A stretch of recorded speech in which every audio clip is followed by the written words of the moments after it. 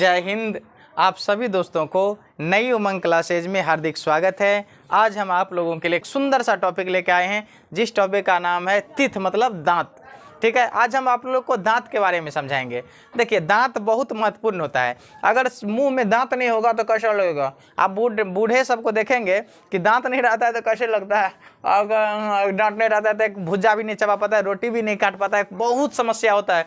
दांत एकदम आपको स्मार्टी को दिखाता है। ठीक है, आज हम आपको दांत के बारे में बेहतरीन क्लास देने वाले हैं, एकदम ध्यान से सुनिएगा। दांत बहुत महत्वपूर्ण होता है, बिना दांत के आपका जीवन जैसे लगता है ना अधूरा है। आइए, दांत भी बहुत महत्वपूर्ण भूमिका निभाते हैं, आपको खाने में पीने में बहुत एकदम अहम भूमिका निभाते हैं। दांत जो होता है अंग्रेजी में टीथ कहते हैं, हिंदी में दांत कहते हैं। ठीक है, देखिए, दांत का जो अध्ययन होता है वो ओडोंटोलॉजी कहलाता है। दांत का अध्ययन क्या कहलाता है? ओडोंटोलॉजी। दांत का अध्ययन ओडोंटोलॉजी कहलाता है। देखिए, दांत का निर्माण कठोर ऊतक से होता है। दांत का निर्माण किससे होता है? कठोर ऊतक से होता है। ठीक है, इसके बाद देखिए, दांत का क्षति फ्लोरीन गैस से।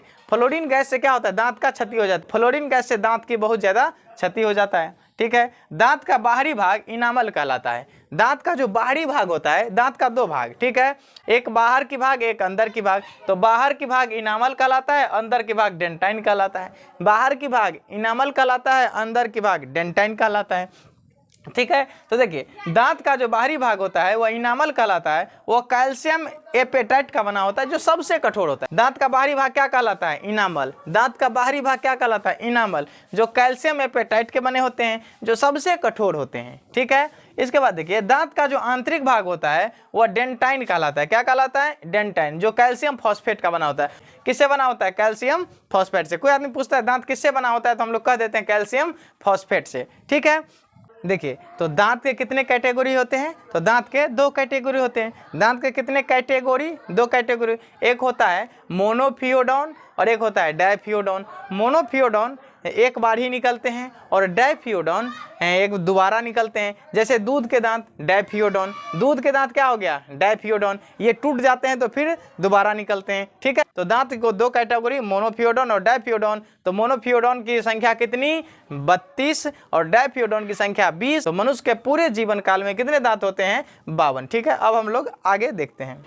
चलिए, अब हम लोग क्या देखते हैं? दांत के प्रकार। क्या देखते हैं? दांत के प्रकार। देखिए, दांत चार प्रकार के होता है: incisor, canine, premolar, molar. Incisor, canine, premolar, molar. दांत कितने प्रकार के? चार प्रकार के: इंसीजर, कैनाइन, प्रीमोलर, मोलर। ठीक है, आज इन्हीं सब के बारे में हम लोग देखते हैं। ठीक है, और सबका एकदम दांत को गिन गिन के देखते हैं कि कौन सी दांत की संख्या कितनी होती है, कौन सी दांत की संख्या कितनी होती है। मतलब इंसीजर की संख्या कितनी, प्रीमोलर की कितनी, मोलर की कितनी, कैनाइन की कितनी, सब दांत की हम लोग संख्या आज हम लोग देखेंगे। आइए, एक एक पार्ट को हम लोग देखते हैं। सबसे पहले देखते हैं इंसीजर।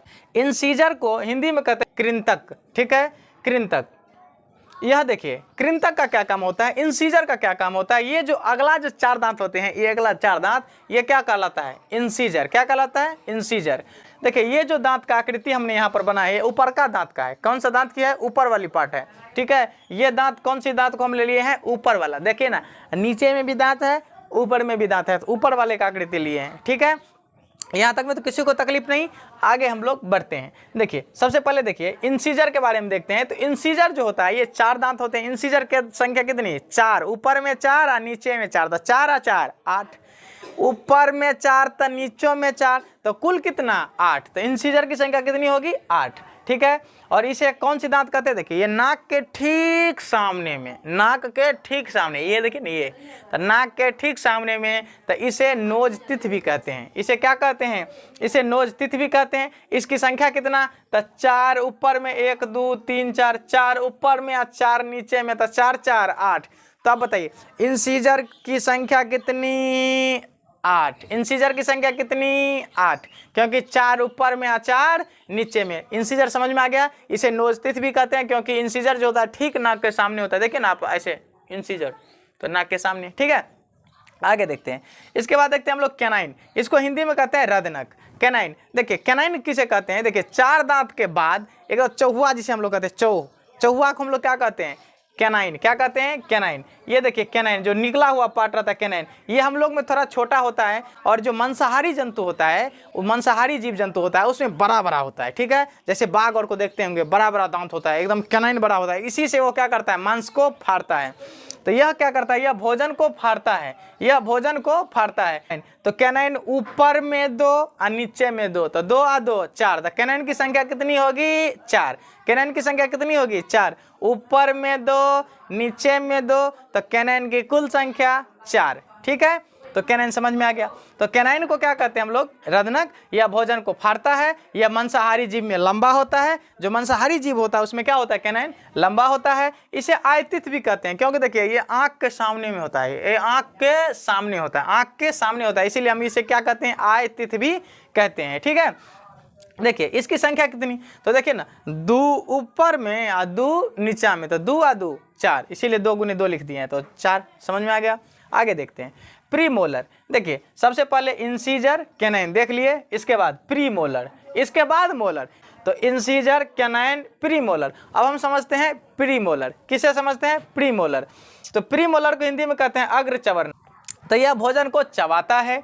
ये दांत बच्चों में नहीं होता है। ये जो प्रीमोलर होता है ये बच्चों में नहीं होता है। प्रीमोलर बच्चों में नहीं होता है। जो बच्चे लोग होते हैं देखते होंगे कि 4 दांत होगा, बीच का दांत खाली होता है, फिर अंदर में होता है, बीच में है खाली रहता है। देखते होंगे आप लोग, अच्छा से देखिएगा कि 4 दांत होता है और बीच में एकदम खाली रहता है, उसके बाद फिर दांत रहता है। तो बच्चों में कौन सी दांत नहीं होती है? प्रीमोलर। बच्चों में कौन सी दांत नहीं होता है? प्रीमोलर। याद रखिएगा, बच्चों में कौन सी दांत नहीं होती है? प्रीमोलर। ठीक है, तो ये दांत बच्चों में नहीं होता है। इसे चिकतित भी कहते हैं, क्योंकि गाल, देखिए ना गाल है, तो गाल के ठीक अंदर में, तो इसे चिकतित, इसे चिकतित भी कहते हैं, मतलब गाल का दांत कहते हैं, चिकतित। ठीक है, इसकी संख्या कितनी, तो देखिए ना, 2 इधर और 2 इधर, तो 4, तो 4 ऊपर में और 4 नीचा में, तो कितना होगा? 8।